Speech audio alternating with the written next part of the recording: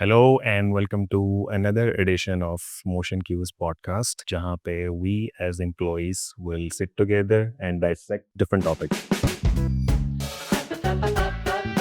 आज का जो टॉपिक है it's the age old question कि how we as millennial in managerial positions are handling the new Gen Z workforce. We have different representations in this room. जिसमें से I am representing millennial. I am working as the head of people and culture. With me is Saad, who is the digital project manager, and Aisha, who's the creative director. Just like in real life minority Gen Z, we have Iman, the only one representing Gen Z today. So Saad, you being a project manager, how has your experience been managing your project, working with a team of Gen Z workers and stuff like that? Here, I try to keep things very simple. Honestly, मेरा जो perspective है, it revolves around the fact that you need to be open to change. I think millennial are those people they fall somewhere in between, like the technological change है. So we still had time to adapt. Gen Z को like constant take हुआ है. I think if you just keep yourself open to change, be it any kind of change, ठीक है, तो आपके लिए I think it doesn't get too hard. I think it's an overlap as well. ठीक है, we as millennials picked up a lot of things from our previous generations और इस तरह Gen Zs भी pick कर रही हैं. So there's a lot of overlap as well. As long as you're open to the idea that there is constant change, तो काम करना मुश्किल नहीं होता. हाँ, कुछ चीज़ें होती हैं एक सेट तरीके से करने की, ठीक है? तो वो आई थिंक एक ऑन सेम लेवल बैठ के बस एक अंडरस्टैंडिंग लेवल बना देना चाहिए. लेकिन देन अगेन कोई चीज़ कभी भी फिक्स्ड नहीं रखनी चाहिए. Just be more and more open to change, welcome any questions. Like I think personally from person speaking, I am someone who did not ask questions, ठीक है, did not entertain questions, and the person who doesn't actually do that and has a lot of questions, तो उनके होता था फिर बोलना पड़ेगा और वो करना पड़ेगा. तो फिर you understand the true value of questions, you leave give room for space किया ताकि लोग आपके साथ openly communicate कर सकें.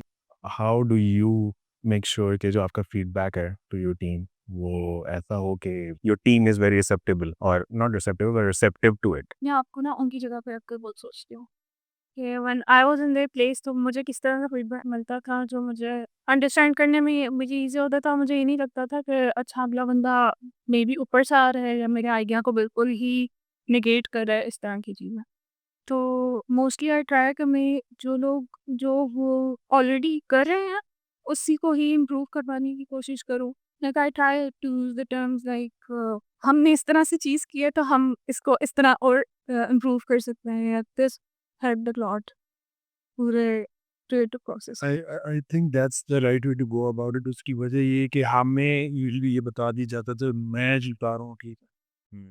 So I think no one person is absolutely right. ठीक है, everyone has unique and different ideas. Even if एक बहुत नया बंदा है, it might have some very amazing ideas जो आपके दिमाग में नहीं है. क्योंकि इन दिस क्रिएटिव फील्ड हर किसी का बहुत डिफरेंट थॉट प्रोसेस होता है और हर किसी का बहुत अमेजिंग प्रोसेस होता है. Yeah. तो I think giving everyone this chance is the key.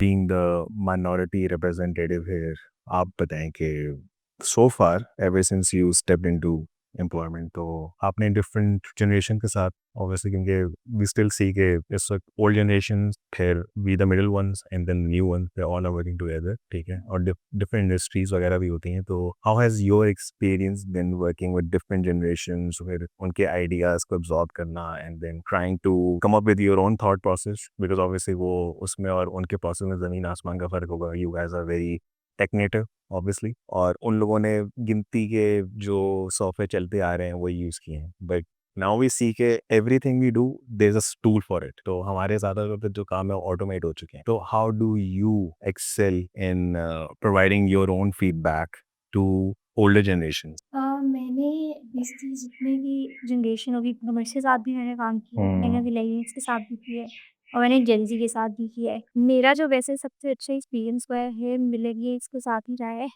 क्योंकि क्योंकि they are very like adapted. ठीक है, उनको आप एक चीज़ लॉजिकल वे में समझाओ लेकिन it depends person to person is very. लेकिन अगर आप हमें लॉजिकल वे में एक चीज़ समझाओ तो दे लाइक एक्सेप्ट इट, अच्छा हाँ ठीक है इस तरह से चीज़ होनी है।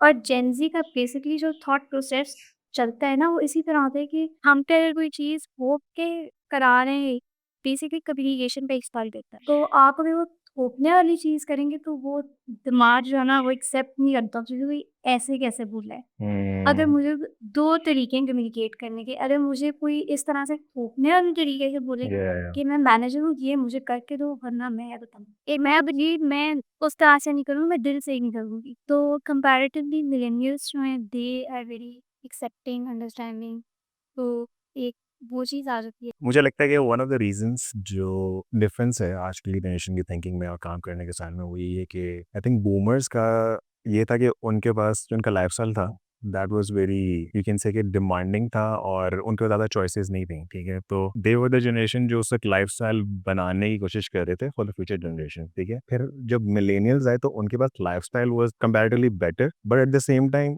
उनकी वैल्यूज जो थी वो बूमर्स वाली थी कि जैसा भी वर्क एनवायरनमेंट है you have to excel in it, ठीक है, गेट एक्सपीरियंस और जैसे आपकी एक स्टेब्लिश पोजीशन बन जाए then you can make your own choice. जो जेंजी है I think lucky for them कि उनका मैं बेसिकली एक प्रिविलेज्ड क्लास की बात कर रहा हूँ कि उनके पास लाइफस्टाइल भी है, उनके पास सब कुछ है, चॉइसेस भी हैं। They are not very rigid about working in the same company for a long haul, ठीक है। The moment they feel like this is it, मैं या तो अपने कंफर्ट जोन में हूँ या फिर I don't feel challenge, they just move on. या आई डू फील लाइक उनकी मेंटल हेल्थ इफेक्ट हो रही है। Yeah. मैनेजर्स टॉक्सिक हैं, work Yeah, environment yeah, yeah. Toxic है, तो देर लेके बस इतना ही था। I mean, obviously, मतलब I appreciate Gen Z for this, but even us, हम लोगों ने बहुत traumatic work environment में काम किया because we didn't have many choices उस वक्त, ठीक है। अब obviously हम लोगों ने दोनों जनरेशन से we tried के एक अच्छी अच्छी चीज़ें extract करें, ठीक है। कि अगर boomers जो थे they stayed in one place, तो I feel like कि वो एक loyalty factor की वजह से वो चीज़ हमने उनसे पिक कर ली, ठीक है। एंड जेन जी से के stand for what you believe in, हमने वो चीज़ वहाँ से पिक कर ली। तो मुझे लगता है कि we try to pick good points from each generation and then try to apply it on ourselves, ठीक है। We are not perfect obviously. Yeah, it's not about, I think, being the best. Gen Z आके खोलते ही ना technology के बीच में आई, हाँ, exactly. ठीक है। तो और हम लोग like I think that picture sums it up. एक पिक्चर है, एक पेरेंट खड़ा है, एक बच्चा है पीछे से वो चीख रहा है, या like from moving forward it's a very different view. So it depends on each and every individual on how they absorb and what they translate forward it to. Kyunki like I have an interesting experience is that when you talk about generation there's this another perspective. Like Pakistani कुछ areas में आप जाओ तो वो आपसे पहले पूछेंगे आपको जुड़ने के लिए किहड़े इलाके दे हो? आप जिस इलाके के बताओगे ना वो परसेप्टिव बना लेंगे which is wrong. It can't be entirely perceptive कि यार ये ऐसा था इसने मुझे फलाने ऐसे बताया, फलाने इलाके का फलाना बंदा ऐसा था, ये भी ऐसे ही। I think that's the good thing about the millennials कि उन्होंने ये in terms of this they've recognized to an extent. या I'm talking about specific millennials in terms of जिनका इस तरह का interaction हुआ। Obviously everyone is evolving and this is a very natural trait. हर किसी का different एक trait होगा but generally they just don't care. They're different in that regard and this is something that I think us millennials pick up from that. या क्योंकि you can't be like कि यार फलाना ऐसा है, फलाना ऐसा है, फलाना ऐसा है। Go on the day, sit with them, talk with Yeah. them, and every experience and every moment that you spend with them is unique. Yeah, that's true. So it brings me to my second question from each one of you. Okay, now that we have like a very handful of experience working with different generations, so अगर मैं पूछ रहा हूँ starting from साथ के what do you think are the best elements of working with Gen Z and इनके थोड़े से negative aspects of working with Gen Z? I think one good thing and bad thing, depending on perspective, is that they challenge you in terms of कि भाई ये चीज़ सही गलत हो सकती है। I mean, like if something comes in and I give it to them, it's just not like कि हाँ अच्छा ठीक है अच्छा ये ऐसे है। Like again, matters from person to person. They can really what we do is कि यार वो चीज़ आई हुई है यार कुछ ढूंढना है बस इसको करना है। Then these थोड़ा सा ना कंटेस्ट करते हैं उस चीज़ को यार we need more clarity. Again perspective की बात है। People are different millennials भी लेकिन ये चीज़ Gen Z में ट्रेड सीरीज ज़्यादा पहले। I think that's good and bad and different काम अर्जेंट है तो we don't have room from the mind. ठीक है देखो that's another thing but that's also a good thing because what it does is we send in better and more accurate work at times. Yeah. क्योंकि language different तरीके से हर कोई translate कर रहा होता है, so they give you that perspective. I think that's more on the gooder side than on the bad side. Yeah, I mean, great point. Since मैं बहुत मिडल में बहुत फॉल करती हूँ तो मैं मिलेनियल से भी बहुत रिलेट कर सकती हूँ और मैं जेन ज़ी से भी रिलेट कर सकती हूँ। सिंस साथ में वो फीडबैक वाली फॉर एग्ज़ाम्पल बात की है कि वी गेट अ फीडबैक जैसे सिनेरियोज़ में एक फीडबैक आया है और हमने टाइम बहुत कम है और स्टफ लाइक दैट। तो what I would do is कि मैं उसके रिलेटेड सवाल डिपेंडिंग ऑन टाइम करूँगी। If I have time I think more about it. If I don't have time तो मैं तो दूसरा सवाल भी नहीं करूँगी and then like think about ways कि इसको किस तरह कर सकते हैं। Based on my personal experience I think ये दोनों जेन ज़ी और मिलेनियल दोनों की ही एक ट्रेड्स हैं जो इस काम में आ जाता है। आई फील लाइक कि जेन ज़ी जो है ना वो चीज़ों को लेके बहुत एक तरह से चिल होके चलते हैं। वो जो चीज़ है ना वो उनकी अपनी मेंटल हेल्थ के लिए ठीक होती है, लेकिन कभी-कभी कुछ चीज़ें होती हैं जो एक आपने अर्जेंसी के उस पे करनी होती हैं, ठीक है? तो उसमें भी हो गया था कि हम आराम से चिल होके ये चीज़ करेंगे। एक जो चीज़ जो हमारे ऑब्वियसली वर्क एनवायरनमेंट में इतना हाईलाइट नहीं होती थी एक पॉइंट पे, दैट वाज़ के taking care of your own self, right? Terms like burnout वगैरह ऑब्वियसली नाउ दैट वो बहुत बज़वर्ड की तरह यूज़ हुआ जाता है because you can never tell who is going through what, right? तो to focus on your mental health वो पहले कभी एक this was never an aspect in a workplace, right? Gen Z is very vocal about it. हाँ, I know that's what I am saying कि एक this is one of those things that actually वो हमने भी इसकी importance understand और realise की है। हमारे टाइम में medical used to be just sickness, right? कि आप बीमार हो गए तो फिर आपका मेडिकल कवर कर दिया कंपनी ने, they are offering you medical. But now people actually want to seek therapies, right? कि थेरेपीज़ भी कोई चीज़ होती है। मतलब ठीक है, just because you can not see it, just because there are no on the face symptoms तो इट डज़न्ट मीन किसी को वैल्यू नहीं है। तो वो चीज़ मुझे लगता है कि बहुत इम्पोर्टेंट थी, जो मैं हमें जेन ज़ी ने ही उसको ज़्यादा इंट्रोड्यूस कराया है। तो obviously that's one of those positive things जो बहुत इम्पोर्टेंट है, जिसको मैं सबसे टॉप पे रखूँगा। सेकंडली वही बात है कि प्रायोरिटाइज़िंग इन इस सेंस में कि just because you are working somewhere but your career is going nowhere, so you shouldn't stay, right? मतलब seek different opportunities, ठीक है?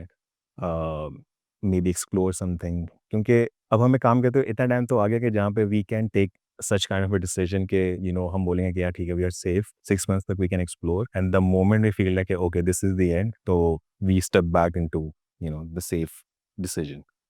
And I don't want to sound politically correct, but मुझे लगता है कि जेन ज़ी जो है वो बहुत ज़्यादा मतलब कैजुअल, ठीक है, being casual is fine, right? Depending on the industry and the company, but it cannot happen like all the time. You cannot be casual all this time, ठीक है? क्योंकि अगर आप एक जगह काम कर रहे हैं तो obviously you have to deliver, right? ठीक है, यू हैव डिलीवर समडे, ठीक है? अगर कल की डेडलाइन है तो कल आपको डिलीवर करना है, you can not be like नहीं यार मैं ज़्यादा चिल होके काम करूँगा ये वगैरह। Yes. I think that's a very valid point. I think my perspective on that is कुछ प्रोजेक्ट्स होते हैं साथ के तौर पे जहाँ पे टाइम फ्रेम होता है और जहाँ पे नहीं होता। इन दोनों केसेस में मैं बता रहा हूँ, ठीक है? अब I personally working here have not had an issue. या मैंने एक दफ़ा कम्युनिकेट कर दिया यार कि बड़े उनके साथ भी के साथ कि यार इसकी टाइट टाइमलाइन है, इसको जल्दी करना है। यहाँ पे हमारे पास स्पेस है, यहाँ पे हम कर सकते हैं। आई थिंक मुझे personally people have respected, not sounding politically correct because I work here. Generally, I've not had that issues क्योंकि मेरी बहुत बहुत different किस्म की experiences हैं. I think that's good on I think the leadership and the team members in general, they're responsible. I mean, if they मिसाल के तौर पे 25 तारीख तक देना है, आप उसके बीच में वो चीज़ कब करते हैं, काम कब करते हैं, भी रखना as long as वो टाइम पे काम या तो वो फिर माइक्रो मैनेजिंग में आ जाता Okay, even though Elon Musk might say that micromanagement works, for him it works and he made him a billionaire. But I think personally, on a very personal level, I don't feel that's the right way to go about it. या आपका role ये होना चाहिए कि you give them the brief and you leave a room of questions कि क्या कहीं पे अगर वो फंस गए तो they should be openly coming to you, not like कि आज ही कितने पहुंचे हैं। ठीक है तो I think on that note that is like my experience in my life. या अपना अगर एक्सपीरियंस बताऊँ तो इट वर्क्स द बेस्ट जब आपको मैनेजर बता दें कि टाइमलाइन क्या है। Even as a team lead मैं भी आगे ये चीज़ कम्युनिकेट कर देती हूँ कि ये टाइमलाइन है and even then I don't like buzz them बहुत ज़्यादा कि अच्छा अभी कितना हुआ है, ये चीज़ है, वो चीज़ है। Sometimes I do tell them कि लेट्स डू दिस इतने टाइम फ्रेम में and let's get back to me, मतलब देखते हैं कि इसका क्या हुआ है, बट नॉट इस माइक्रो मैनेजिंग वाली चीज़ें ट्राई कि ना हो। दूसरी चीज़ अगेन टीम रिस्पॉन्सिबली उस चीज़ को लेती है which I will give to Gen Z. Okay, like if you tell them the timelines and if you communicate things with them properly तो वो फिर responsibility properly लेती हैं, but they hate micromanaging। तो अगर आपको किसी मैनेजर से, बहुत जेनेरिक अब बात कर रही हूँ, कि अगर आपको किसी मैनेजर से ये थोड़ी सी फील पे आ जाए, you are asking questions again and again कि अच्छा ये कब तक होगा और ये इसकी ये टाइमलाइन है, या sometimes they don't even tell you the timeline, और आपको एक मैनेजर का मे बी पता होता है कि even if you ask them the timeline ना, तो वो 2 दिन ही देंगे, even though they have 4 days तो वो 2 दिन ही देंगे। तो आई थिंक फिर अगेंस्ट होते हैं लोग उस चीज़ के, एंड दैट इज समथिंग जो आई डोंट नो, ये मिलेनियल्स वाली चीज़ है, ये बूमर्स वाली चीज़ है। आई थिंक कि वो मान वाली बात होती है, वो थोपने वाली बात आ जाती है ना, तो कि वो थोप रहे होते हैं, तो उनको जैसी बात है, वो थोपने वाला जो काम होता है उनका उसमें आई थिंक होता है। Yeah.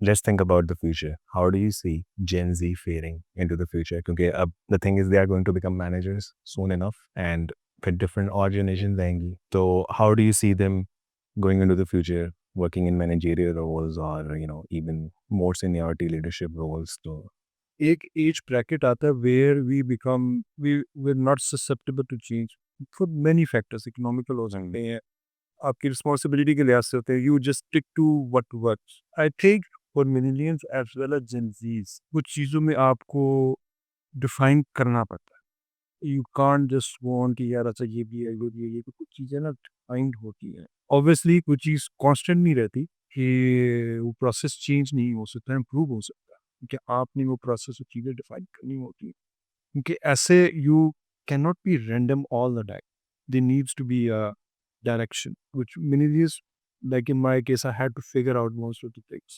ठीक है, I think Gen Zs they do have a direction, and again, person to person, which is differ basically. But I think that randomness mixed with that direction, I think can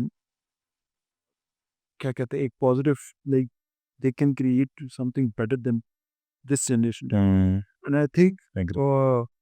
हमारा कोई ego नहीं आना चाहिए भाई कि हम millionaires हैं, हमसे आगे कौन जा सकता है। तो I think as millionaires we should give them feedback, and I think they should be receptive to feedback, and I think we should take that the steps to this should not be one way कि हम बता रहे हैं तो जैसे हमारे साथ होता था कैच हो रहा है नदी में, ठीक है। तो I think that randomness mixed with defined direction and susceptibility to change, I think these three things would, right. Yeah. What do you think? I feel like with time, as the time passes and as they continue to work in the environment, तो I feel like वो बहुत ज़्यादा ना responsible और भी हो जाएंगे। Since Gen Z is very famous कि वो chill होता है, वो mental health पे बहुत focus करते हैं, but if we include responsibility in work ethics, good work ethics in this, I think वो over the time, अभी भी मतलब मैं at least Gen Z के साथ काम कर रही हूँ, I have seen them grow like this. Think कि वो चीज़ें विद टाइम की इम्प्रूव होंगी, and they are learning as मतलब we came in our place, और हमने जिस तरह से लर्न किया है चीज़ों को, I think as far as वो आते जाएंगे ना, तो they like work and improve. Yeah. What do you think about your own generation? I feel like कि जब आप एक ऐसी पोजीशन पे होते हो कि जहाँ आपको आपके ऊपर एक रिस्पॉन्सिबिलिटी है, you are the one responsible, ठीक है। अभी इस तरह है कि फॉर एग्जांपल मिलेनियल मैनेजर्स हैं, ठीक है, हम उनके अंडर काम कर रहे हैं, कुछ चीज़ें करके दे रहे हैं। तो जब आपको काम करवाना होता है ना किसी से, तो आपके ऊपर एक डिफरेंट प्रेशर होता है कि ये चीज़ चाहिए। तो उसमें फिर आपकी जो पर्सनैलिटी है ना, वो एक डिफरेंट तरीके से इवॉल्व करती है। तो विद टाइम जो आपके ऊपर वो रिस्पॉन्सिबिलिटी आती है उस तरह से, तो मुझे लगता है कि ये जो चीज़ें हैं ना, ये चेंज होती हैं। जैसे विद टाइम हम अपने पेरेंट्स के साथ रिलेट करना शुरू हो जाते हैं, Yeah. या ये I think अगर हम मतलब बात करें, मुझे लगता है कि Gen Z का फ्यूचर मैं ज़्यादा बेहतर देखता हूँ in terms of के I feel like obviously no generation is perfect, ठीक है, किसी के अपने वॉइसेस थे, अपने स्ट्रेंथ्स थी, वीकनेसेस थे। तो जेन ज़ी की पॉजिटिविटी मुझे लगता है ज़्यादा है as compare to older generations, ठीक है। अगर हम पुरानी की बात करें तो करप्शन, ईगोइज़्म और ये चीज़ें तो बहुत नॉर्मल हुआ करती थी। बट आई थिंक जेन ज़ी का यही फ़ायदा है कि ठीक है, कैजुअल, फ्लेक्सिबल और ओवरराइडिंग वर्क पॉलिसीज़ वगैरह ठीक है, उनके कुछ गलत हैं, but at the same time they are very people focused, not company focused but people focused, ठीक है। उनकी पॉलिसीज़ में लगता है ज़्यादातर पीपल फोकस्ड होंगी और अकाउंटेबिलिटी उनकी अच्छी होगी कंपैरेटिवली, और वही बात है कि standing up for what they believe in. तो ये चीज़ें उनकी पॉजिटिव उसमें मैं देखता हूँ, मुझे लगता है कि ये बहुत इंपॉर्टेंट है एक कंपनी को सक्सेसफुल करने में। मतलब I see a bright future ahead for future generations. Anyone else would like to add something? Okay, I feel like one of the best thing about Gen Z is being vocal. Like having communication. सारे मसले ना communication से solve हो सकते हैं। तो and knowing what to say. Yeah, किस तरह से communicate करना है, किस इंसान को किस तरह से deal करना है, ये चीज़ें उनमें बेहतर हैं। yeah. So with this, I would like to thank each one of you for being here and sharing raw thoughts about this topic. Obviously, काफी एक tricky subject है ये because we are still navigating with working alongside Gen Z. So this was it from all of us, and to anyone who's listening to this right now, if you would like us to cover more topics, please suggest them, and we very much hope कि हम future में और भी ज़्यादा topics को cover करें, discussion करें, and that's it.